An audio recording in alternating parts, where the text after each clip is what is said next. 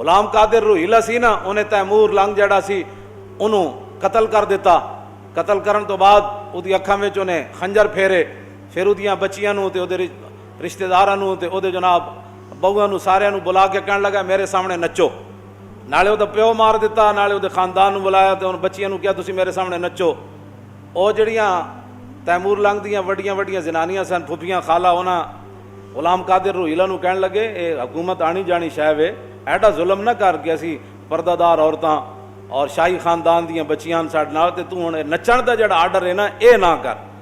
اقبال کہندا روہیلا کس قدر ظالم جفاجو کینہ پرور تھا, نکالی شاہ تیمور کی آنکھیں نوکے خنجر سے, پھر دیا آل حرم کو رقص کا فرما ستم کرنے, یہ انداز ستم کچھ کم نہ تھا آثار معاشر سے, رکھا خنجر کو آگے اور پھر کچھ سوچ کر لیٹا, تقاضا کر رہی تھی نیند گویا چشم اخمر سے, پھر اٹھا اور تیموری حرم سے یوں کہنے لگا کہ شکایت چاہیے تم کو نہ کچھ اپنے مقدر سے, میرا مسند پہ سو جانا بناوٹ تھی تکلف تھا کہ غفلت دور ہے شان صف آرایان لشکر سے, یہ مقصد تھا میرا کہ کوئی تیمور کی بیٹی مجھے غافل سمجھ کر مار ڈالے میرے خنجر سے, لیکن یہ راز آخر کھل گیا سارے زمانے پر کہ حمیت نام تھا جس کا وہ گئی تیمور کے گھر سے. میں حمیت کی گل کر رہا, حمیت.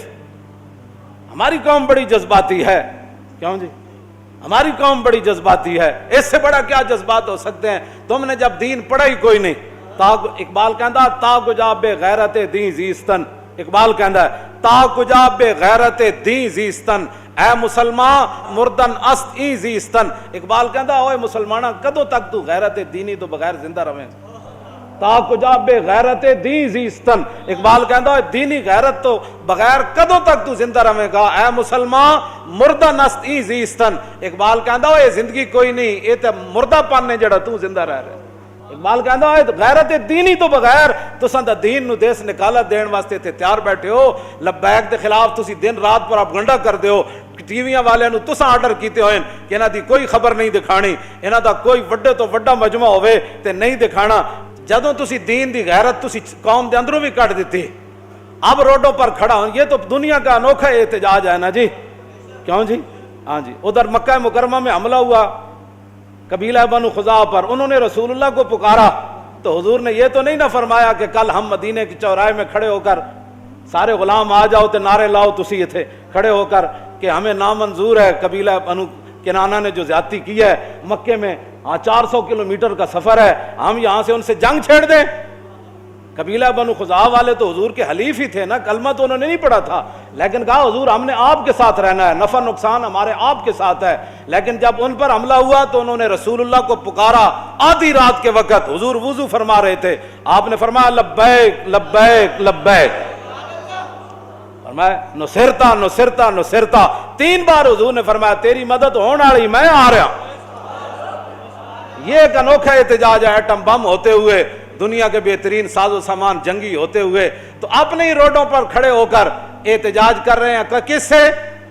جو کشمیر کے اندر خون بہا رہا ہے, جو بچیوں کی عصمتیں لوٹ رہا ہے, اور جو بوڑھے اور جوانوں کو قتل کرنے کے بعد ان کے اعضاء کاٹ رہے ہیں, ان کے لیے اپنے روڈوں پر کھڑے ہو کر احتجاج کر رہے ہیں. قوم جناب جہاں اشارے ہیں وہ اشاروں پر کھڑی ہو جائے, کیا کہ ہم کیا جی اب کیا بات کی جائے مولانا. حمیت نام تھا جس کا وہ گئی تیمور کے گھر سے. غلام قادر روہیلا کہنے لگا, وہ جدوں کڑیاں نو سامنے بٹھا لیا نا, انہیں کہا نچو نہیں میرے سامنے بیٹھو. سامنے بیٹھا نا تو اپنا خنجر لا کے انہیں میز ہوتے رکھ دیتا, پھر انج پیچھے ٹیک لا کے تے سو گیا. سونا انہیں کی سی, انج اکھاں بند کر دیتیاں, پھر اٹھا اور تیموری حرم سے یوں کہنے لگا کہ شکایت چاہیے تم کو نہ کچھ اپنے مقدر سے, میرا مسند پہ سو جانا بناوٹ تھی تکلف تھا کہ غفلت دور ہے شان صف آرایان لشکر سے. وہ کہنے لگا جلیاں ہوئی ہو, میں ستیا کوئی نہیں سی, دشمن دے سامنے خنجر رکھ کے کوئی سوندا کوئی نہیں ہوندا, لیکن یہ مقصد تھا میرا کہ کوئی تیمور کی بیٹی مجھے غافل سمجھ کر مار ڈالے میرے خنجر سے. کہنے لگا میرا یہ مقصد سی کہ اگر تہاڈے اندر کوئی حمیت اور غیرت ہوندی نا, ہوندیاں تسی تیمور دیاں بیٹیاں جویں اودے وچ غیرت سی تو تساں اتنی دیر جو خنجر چک کے مینوں ذبح کر دینا سی. لیکن یہ راز کھل گیا آخر سارے زمانے پر کہنے لگا یہ خنجر میں نے رکھا اور پھر اٹھا کے تم ایسے کانپ رہی تھی تو میں دنیا کے اندر یہ راز کھل گیا کہ حمیت نام تھا جس کا، وہ گئی تیمور کے گھر سے. کہنے لگا حمیت اور غیرت جو تھی نا وہ تیمور کے گھر سے گئی ہے تو غلام قادر روہیلا اس پر قابض ہوا ہے. تو ہمارے پاس تو ساری چیزیں موجود ہیں. تم فوج کو کہو کہ جناب پوری قوم آپ کے ساتھ کھڑی ہے، آپ صبح 6 بجے کا ان کو جناب ایک اعلان دے دیں. انہوں نے کہا بس بھائی 6 بجے کے بعد سری نگر سے کرفیو نہ ہٹایا گیا اور فوج اور سارے گنڈے ہندو واپس نہ گئے تو پھر 6:01 پر پاکستانی فوج مقبوضہ کشمیر میں داخل ہو جائے گی.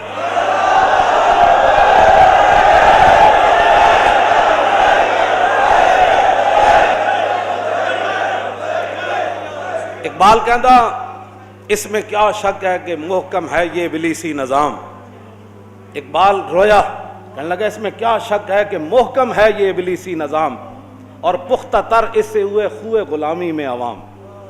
ہیں جی، پختہ تر اس سے ہوئے خوئے غلامی میں، آرزو اول تو پیدا ہو نہیں سکتی کہیں.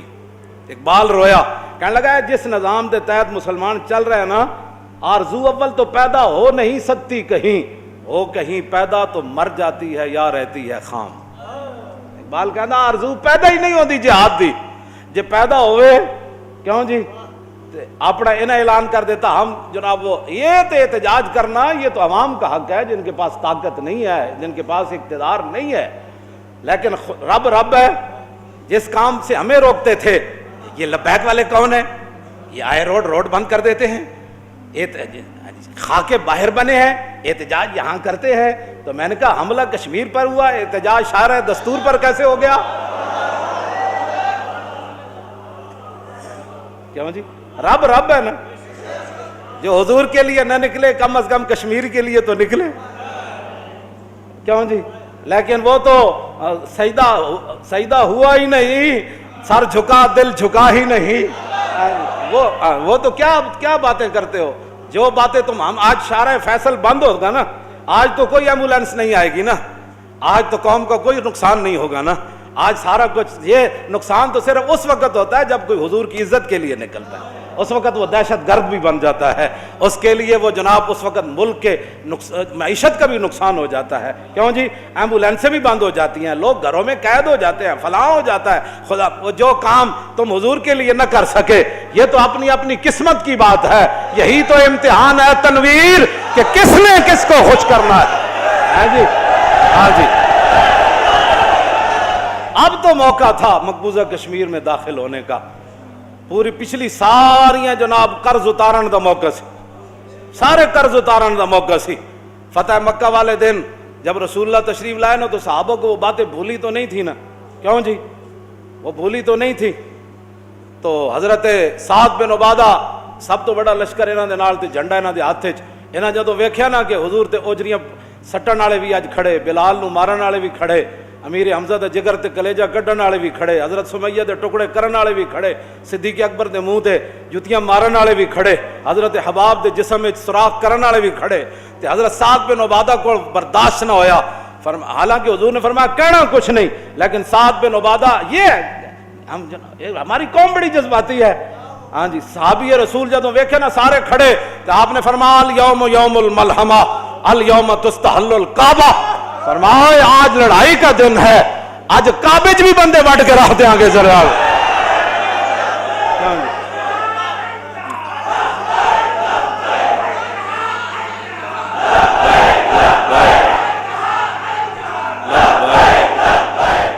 ارتجت آل مکہ تھا.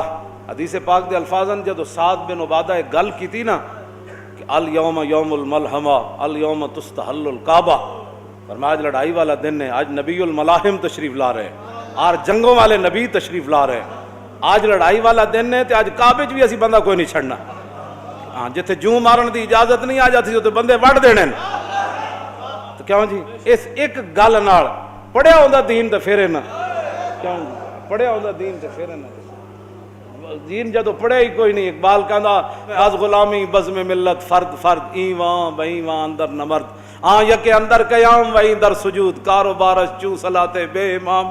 کہندا اقبال کہندا جس ویلے قوماں دے امام کوئی نہ ہون، کیوں جی؟ اس ویلے پھر قوم نماز پڑھ رہی ہوندی، ایک سجدے چ ہوندا ایک قیام وچ ہوندا. کیوں جناب ایک کاروبار دے معاہدے کر رہا ہوندا انڈیا نال تے ایک دا جناب ادھر قیامت گزر رہی ہوندی پاکستان تے کشمیر تے قیامت گزر رہی اور ادھر عرب دے بادشاہ انہوں جناب مسجد دی سیر کرا رہے